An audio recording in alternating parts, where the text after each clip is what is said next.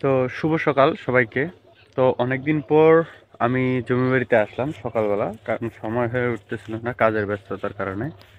তো কথা হচ্ছে, সকালবেলা এই যে ঘাসের উপর দিয়ে হাঁটা, শিশির বিন্দুর উপর দিয়ে হাঁটা, এটার যে ফিলিংস, এটা আপনি কবে নিয়েছেন? লাস্ট কবে আপনি শীতে পরিপূর্ণ ঘাসের উপর দিয়ে হেঁটেছেন? এটা অবশ্যই কমেন্ট করবেন। আর একটা বিষয় হচ্ছে যে আমাদের যে ধান আছে জমি বাড়িতে, এটা হচ্ছে মিনিকেট ধান।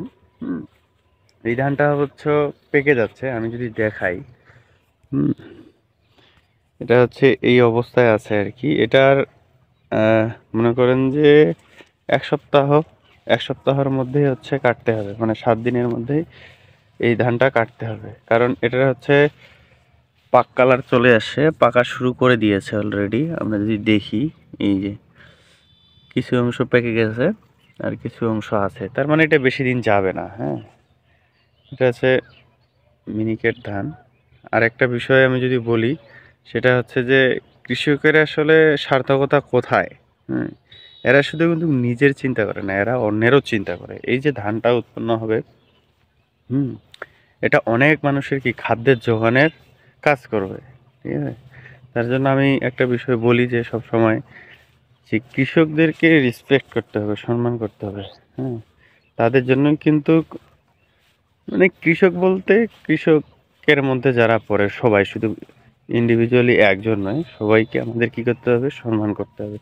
কারণ তাদের জন্য আমরা বাসায় বসে থেকে কি পাচ্ছি? সব ধরনের খাদ্য বা প্রোডাক্টগুলো পাচ্ছি, এবং যা খেয়ে আমরা জীবন ধারণ করতেছি।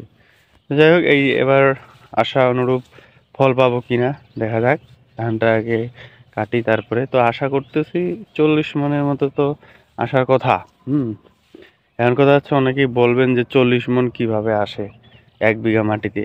হ্যাঁ, তো কথা হচ্ছে যে অনেক জায়গায় জমির পরিমাণটা হচ্ছে 33 শতকে 1 বিঘা ধরে, কিন্তু আমাদের দিনাজপুরে সদরের মধ্যে হচ্ছে 48 শতক। হুম, 48 শতকে 1 বিঘা, তার মানে দেখা যাচ্ছে 15 শতক জমি অন্যান্যদের তুলনায় বেশি, যেখানে 33 শতক ধরে সেই জায়গার তুলনায়। তো সেক্ষেত্রে এই জন্যই হচ্ছে আমরা বলতে পারি যে হচ্ছে আমাদের 40 মন করে আসে। আর এটা হচ্ছে আমাদের এদিকে ন্যাচারাল ফলন।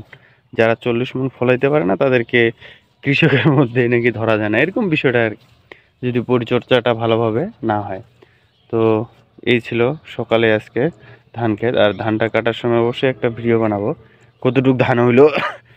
হুম, তো অবশ্যই আপনার বাড়ির আশেপাশে যদি ঘাসের পরিবেশ থাকে, সকালে করে অবশ্যই ঘাসের উপর দিয়ে একটু হাঁটার চেষ্টা করবেন, যাতে আমাদের চোখের জ্যোতিটা কি ঠিক থাকে। হুম, তো সবাই ভালো থাকবেন, সুস্থ থাকবেন। ধন্যবাদ।